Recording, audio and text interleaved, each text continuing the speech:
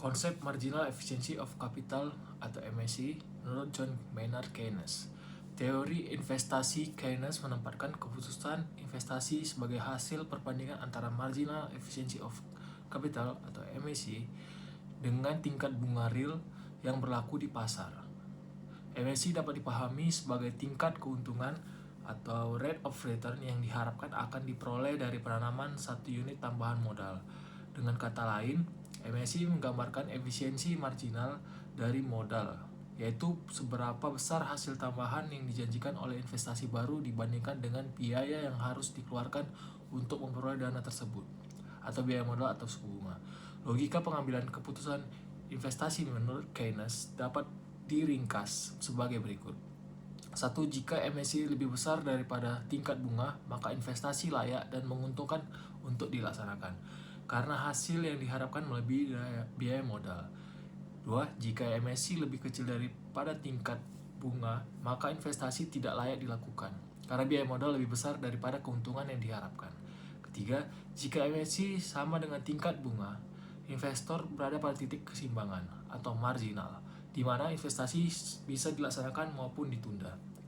Hubungan antara MSC dan tingkat bunga bersifat berlawanan arah atau inverse, yaitu semakin tinggi tingkat bunga, semakin menurun jumlah investasi yang dilakukan, karena biaya untuk memperoleh dana investasi menjadi lebih mahal.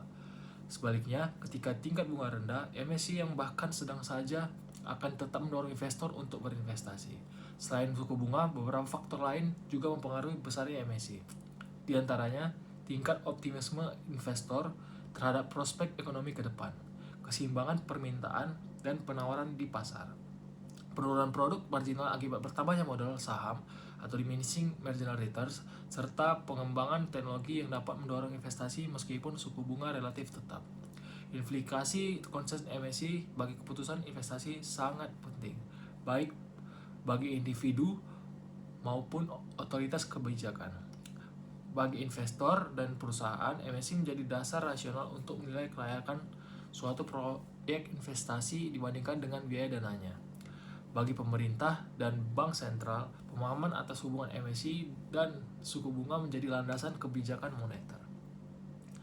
Menurunkan suku bunga acuan atau misalnya BI rate dengan mendorong gairah investasi swasta karena membuat lebih banyak proyek memiliki MSC di atas biaya modal.